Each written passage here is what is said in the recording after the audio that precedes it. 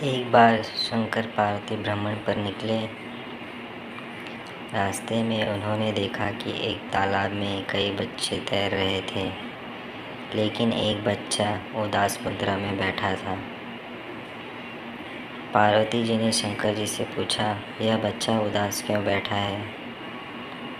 शंकर जी ने कहा, बच्चे को ध्यान से देखो।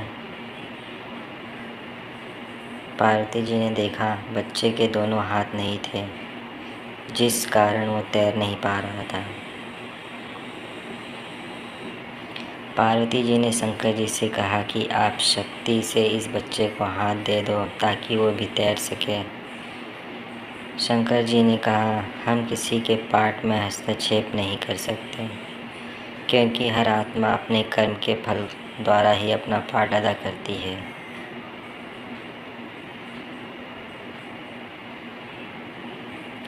पार्वती ने बार बार विनती की। आखिरकार शंकर जी ने उसे हाथ दे दिया। वह बच्चा भी पानी में तैरने लगा।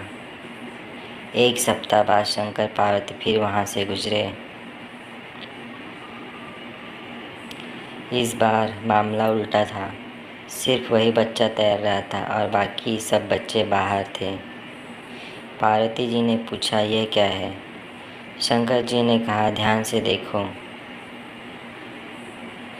तो वह बच्चा दूसरे बच्चों को पानी में डुबो रहा था, इसलिए सब बच्चे भाग रहे हैं। शंकर जी ने जवाब दिया, हर व्यक्ति अपने कर्म के अनुसार फल भोगता है। भगवान किसी के कर्म के फेर में नहीं पड़ते। उसने पिछले जन्म में हाथों द्वारा यही कार्य किया था, इसलिए उसके हाथ नहीं थे। अतः हाथ देने से पुनः वह दूसरों की हानि करने लगा है। प्राकृतिक नियम अनुसार चलती, किसी के साथ पक्षपात नहीं करती।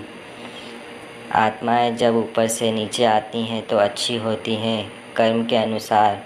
अपाहिज है तो कोई भिखारी, तो कोई झुग्गी में, तो कोई बड़े महलों में रहता है, लेकिन सब परिवर्तनशील है। अगर महलों में रहकर या पैसे के नशे में आज भी कोई बुरा काम करता है, ना तो सबको पड़ता है।